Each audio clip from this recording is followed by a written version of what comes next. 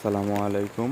কৃষিকাজ বাংলাদেশের পক্ষ থেকে আজকের ভিডিও টপিক হচ্ছে, দেখতে পারতেছেন একটি কলা বাগান। এই কলা বাগানে প্রচণ্ড বৃষ্টি হইতেছে। বৃষ্টির কারণে কিন্তু আপনার এই যে কলা বাগানে প্রচণ্ড পানি জমে গেছে।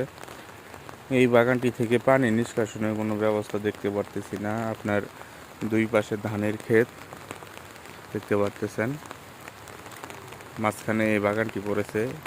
আপনার এই বাগানটি খুবই বেহাল অবস্থা। আপনার অনেক দিন যাবৎ পানি জমে আছে, পানি নিষ্কাশনের কোনো রাস্তা নেই।